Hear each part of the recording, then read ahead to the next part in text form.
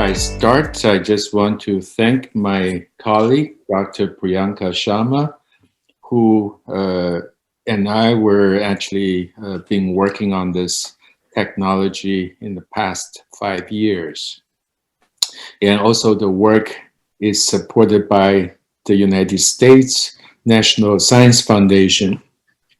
So I'm going to talk about this nanocellulose technology for water purification. But before I do that, I just want to briefly share that I actually spent about over 10 years using synthetic materials to advanced, easy, cheap water purification technologies. This is one of the startup companies that actually won quite a bit recognition, also being highlighted by the United States Congress. This is a device that we use nanofibers made of synthetic materials for water purification. And literally, you can go to any source and use gravity, which is the lowest pressure, to remove all the pathogens and for drinking water. So the key is this nanofibers. And however, I have done quite a bit traveling, mostly in developing countries such as Africa. This picture was taken in the outside a camp in northern Kenya. And my host asked me whether I can use my water purification technology to help those people. And the answer is, of course I can, but they will not be able to afford it. And so that kept me thinking that all the technologies I've been working on is mostly serving, if human society is a pyramid, I've been serving the top 10% of the pyramid most of my life. So I decided to work on something that can lift the entire pyramid rather than just a small portion of it. And that laid the foundation of how I can help everybody to come up with a cheap water purification technologies. As you see in this picture, in people, they don't have too much resources, but one thing they do have is all the biomass surrounding them. So let's talk about the biomass available on Earth, which is probably the most abundant synthetic polymers around us. And nature make more polymers, probably orders of magnitude more than humans. And humans' polymers are great, but they're not degradable. They're not so compatible with our environment. And the nature's polymers, they're a little bit different. They're usually in the form of higher plants. For example, I'm showing you trees here. And we all know tree very well, and we can make papers out of it. And paper usually take advantage of this micro scale fibers. But in principle, you can peel this micro scale fibers, delaminate them or defibrillate them, and eventually break them down into a building block, which is called a cellulose microfibril and nascent crystals or elementary fibrils. Those seems to be a building block of any higher plants. And there's a difference between dissolving cellulose versus defibrillating into this building block. That's the energy. You take much less energy and to peel this apart, and which I'm going to talk about it. And this building blocks usually has 18 chains or so. And this is just a cartoon to demonstrate. Maybe it looks like a little square, which is turned out to be is not. And many people, many groups have published work about the nature of this building blocks of cellulose microfibrils, and including our group. So, it just turned out because my focus is for water purification, and this building block or nanocellulose, and it turned out to be an excellent scaffolding materials for a wide range of water purification applications. For example, they can be used as absorbent or adsorbent, depends on the structure. You can make a foamy structure or gel. They look like absorbent, but you know, a scaffold, they become adsorbent because the surface interactions with the pollutant. And they can be cast into a membrane, just like papers or so. Of course, there's special consideration. How do you make this membrane?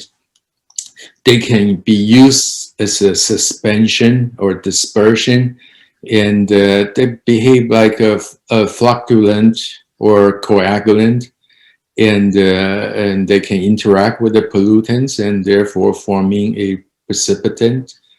And you can use this nano scaffold to host the growth of nanoparticles, and these nanoparticles can be used as a catalyst, such as a TiO2 or zinc oxide or CuO. They're good, they have very low bandwidth, so they can do a photo catalytic degradation of all the pollutants. So they're very good scaffolding materials. And as well as you can link all the anti-bacterial properties and different organic molecules there. So they're really wonderful scaffolding materials because they're very stable, high crystallinity. They also have lots of functionality on the surface. I think the functionality available on nanocellulose is probably one order of magnitude higher than all the nanoscale carbon materials that we're familiar with. So how do you extract this nanocellulose? This is a current state-of-the-art method. The top two is CNC, stands for carbon nanocrystals, or cellulose nanocrystals. CNF is cellulose nanofibers. Fiber is longer than crystal. Basically, we use chemistry to assist the defibrillation process. So the top two processes, there are top-down approach. You take a plant, you treat them with chemistry, and in specific, you oxidize the surface or hydrolyze the surface. You bring in charge, surface charge. So you use chemistry or use electrostatic interaction to defibrillate them. As a result, you only need very little mechanical energy to defibrillate them.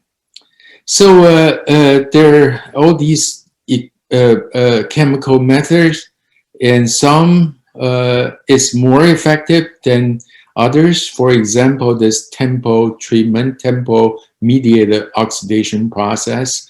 This process, tempo oxidation, is a very mild oxidation process. Mild means they don't oxidize everything, they selectively only oxidize certain things. So it actually turned out to be, if you use follow-up with mechanical defibrillation process, with the treatment, you use very, very little energy. Without the treatment, very, very high energy. Actually, people use the steam explosion method to process, then it's not energy efficient at all because it's a batch process, lots of involved. Another approach is a bacteria-based nanocellulose, which is a bottom-up approach, which is you take sugar water, coconut water if you wish, pineapple water, and you use a fermentation process to actually convert the sugar molecules back into cellulose chain. So you don't need any delamination process, but usually and this type of approach is expensive because you need source too, and those source usually they're competing with food. And the bottom down approach is much cheaper because you have so much underutilized biomass that you can consider. And we're going to talk about that. So let's take a look at lowest energy delamination process with the help of temporal oxidation process. So this is cellulose fibril. On the surface, we know the chemical structure of cellulose very well, but in the cellulose, you have hydroxyl groups. You have hydroxyl group that's connected to the chain. You also have the hydroxyl group that's a little bit further up, so they're a little bit more hydrophobic in a way, easier to attack. And this mild tempo mediated oxidation method is precisely only attack this hydroxyl group connected to CH2, not the other hydroxyl groups. And so as a result, they become selective oxidation process. Hydroxyl group after the tempo mediated oxidation, they become hydroxyl groups. You can eventually make them into a salt. This COONA is a salt, therefore in the water they will dissociate. If they dissociate, you have negatively charged, and negatively charged will assist the delamination process because they don't like each other, so actually a little bit encouragement, they will defibrillate them. So it's a very elegant approach that's being promoted by Professor Isogai's group in University of Tokyo. However, let's talk about the chemistry. It's very, very elegant, but not exactly environmentally friendly if we're going to use this chemistry to process such a large amount of underutilized biomass. So because eventually you have to recycle them, and those are not the typical chemical agents. They're more on the expensive side. And if you were to use these type of chemicals to process this vast amount of cellulose, you're going to build many plants just to make these type of chemicals. So exactly a sustainable approach. So to deal with this problem, my team, with again with a collaboration with Professor Priyanka Sharma, we have discovered that we can use a mixture of nitric acid and sodium nitrite. This is called nitro-oxidation process. And to actually also at the right condition, also selectively only oxidize these six position and generate this oxidized nanocellulose just like a tempo method. However, this method, we only have two chemicals involved. One is nitric acid, one is sodium nitrite. They both are ingredients that you can use to make fertilizers. So in a way, our nitro-oxidation method used the same chemistry is and actually there's very well large literature in talking about nitric acid is one of the pulping agents that you can make pulps out of any wood. Pulping means to remove lignin, so nitric acid can remove lignin, and this reaction will generate nitric oxide gases, and nitric oxide gases is known to be a good oxidizing agent to oxidize cellulose, and there's products for biomedical application to make oxidized cellulose. So both are known, but the combination of this, it becomes a known. So basically, this nitro-oxidation method allowed us to combine two key steps together. One is the pulping to remove lignin content. One is oxidation of cellulose to generate negatively charged. So therefore, to facilitate the defibrillation process. So this is just a diagram to show you that traditionally, to make nanocellulose, you need many steps. You need pre-treatment steps to remove lignin, for example. You need bleaching, you need temporal oxidation, you go through mechanical treatment, then you purify your nanocellulose. In our step, we're pretty much just one step. We actually use the mixture of this. We can actually treat a wide range of biomass, especially we focus on underutilized biomass because they have very little lignin content. It's very easy to use this process to do this. So it saves tremendous energy, water, and chemicals that's needed. So you cannot change the paradigm of our thinking of how to use underutilized biomass. And there's really truly abundant of those biomass available.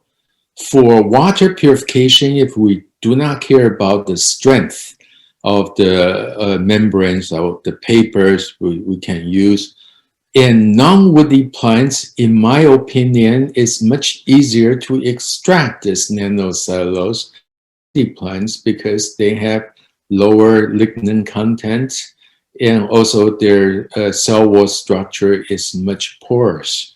So it's a wet chemistry and very simple chemistry. You can use any of these resources to actually extract this nanocellulose.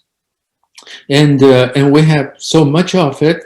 And currently, the thinking is we use these type of materials to make biofuels. Means that you degrade everything, but it actually takes more energy to degrade them. And if we worry about water purification, we're actually missing the steps. We can generate nanocellulose first with much less energy. This is just a process to show you that why, in principle, this method will work. Nitric acid usually can really degrade and the lignin content, so it's a very good pulping agent to react with, for example, one syringal units of the lignin with a very stubborn unit. You can make them soluble into water, and you generate. You can also oxidize or degrade hemocellulose. Most of these non-woody plants, they have pretty high hemocellulose content. You can degrade them, therefore they become water soluble. So you can remove, or you don't even have to remove it, and they will not hurt. And they all have negatively charged after the oxidation. So let's try to we can take advantage of those negatively charged for water purification. And this is just to show you that the natural oxidation method actually can be used to treat a wide range of feedstocks. In this chart, we just want to show you that we try to treat some underutilized agricultural residues. And as we know that in food crops, we only eat a very small part of the food. And for example, the residues from sorghum to maize to beans to millet, and we can use those as biomass, and we can use nitro-oxidation method to generate this negatively charged, which is zeta potential is all negative, and very long, skinny fiber network after we purified. And And it doesn't really matter type of feedstocks. Of course, different feedstocks require different optimization processing condition. And but at the end, they have very similar structures, and because plants is a little bit different than DNA molecules, but again, even from DNA microfibrils from different sources after you extract, and they look the same too. So we're doing one experiment. My student decided to test this idea. Actually, this is on the Stony Brook University campus in New York on Long Island. We actually use lots of agave as a decoration plant. And this agave can be found in Africa, South America, Mexico, everywhere. And many of them have no purpose, but they grow very, very fast. And in the winter, we cut up the top of agave, and we use them. We just try to discard them as a university, put it on the sidewalk for the garbage company to pick them up for landfill. And we pick up back up our feedstock. We start using nitro-oxidation method to actually generate this very high end nitro-oxidized cellulose nanofiber suspension. They become a gel-like material, and you can eat them. You can use them for, in principle, if they're pure enough, for even biomedical application. But that's not our goal. We decided to do water purification. But before we do that, we also show you that the effluent, because effluent is after the natural oxidation treatment, you end up with water, some nitrite, nitrate, and degraded lignin, degraded hemocellulose components all in the mixture. And we actually decide to neutralize them by sodium hydroxide. And as an example, as a result, you end up with in sodium nitrite or nitrate components that mixed with a wide range of degraded biomass compounds. So this becomes a new type of fertilizer supplement, because the control release of the nitrate is very, very slow. And that's precisely one we like to have in this fertilizer, because most of the inorganic fertilizers, once you apply them, majority, like more than 80%, will just get leached into the soil and without being absorbed by the plant. So this type of fertilizer supplements or soil amendment is actually just as good, even better than the organic, inorganic fertilizers that we want typically use. So we actually don't have to worry about recycling of this process. We can just reuse it. And with the cellulose, because they're negatively charged, so they're perfect to become a coagulant for metal ions removal from water. For example, we show you a few selective toxic metal ions, from cadmium to lead to uranium to Ti, and they all coagulate with this negatively charged cellulose very immediately. So you can use actually the typical gravity driven microfiltration to remove them. And after remove them, it really depends on materials. You can recover them if you actually remove the zinc oxide or copper oxide, and which are also micronutrients for plant growth. So you have new kinds of fertilizers, or even photocatalyst systems. So the the possibility is really without limit. So this is just to show you one example. We decided to tackle one of the worst environmental issue, that's the nitrogen pollution, like from wastewater, from municipal wastewater, or that is nitrogen pollution. Nitrogen pollution, when it starts, it very often starts in the ammonium form, like humans. We make some waste, and in our urine, mostly they start with urea, they become ammonia.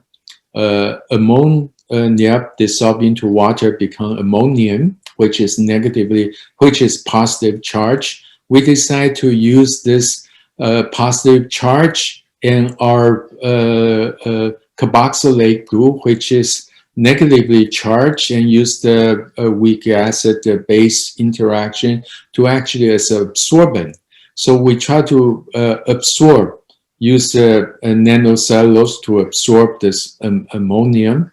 And actually the removal capacity of this nitro-oxidized CNF is as good as any of the published materials. And not as good as hydrogel, but again, that you're not using any polymers, and this is truly bioabsorbable and can be used for fertilizer, because ammonia absorb CNF is almost even better than any of the organic fertilizers. Plants love ammonia. So actually we generate this ammonium-loaded microfibers to nanofibers. This to just show you that the control is no fertilizer. This is starters, a commercial fertilizer. Microfibers, nanofibers, this initial size. Microfibers is much cheaper to make because we don't purify them. And it looks like a microstructure, but they actually have lots of nanopores in there. And nanofibers is actually purify them. So actually the last chart was very encouraging, that this microfibers, that if you absorb ammonium, which it turned out to be great fertilizer effect, is also a great soil amendment. So, and this just generate tremendous, this is my last slide now. So we can use all the discovered tools and use it to build a new type of circular economy. For example, we can start closing the loop of nitrogen pollution. And from household to livestock, you generate, for example, start with urea or ammonium, then eventually become nitrate. We can capture this absorption in the early stage using this oxidized nanocellulose, and we can not only remove this nitrogen, but reuse it as a soil amendment and fertilizer for food growth, to actually to minimize the fertilizer usage, and therefore actually help to reduce the greenhouse gas emissions, because most of the difficult part of greenhouse gas emission is actually nitrox oxide. Much of it's coming from overusage of fertilizers. And the toxic effect of nitric oxide is about 300 times more damaging than CO2. And eventually some will be converted into nitrate, which is negatively charged, and this will not be good anymore. So we can actually design a new type of nanocomposite, perhaps using zinc oxide, is nanoparticles and host onto this cellulose scaffold, and use zinc oxide to remove ammonia. So and this just gives us a beginning to think about how can we upcycle the agricultural residues, nitrogen waste in the wastewater, and reuse them to actually advance the full energy water nexus. So I stop right here. I hope you enjoyed this lecture. Thank you.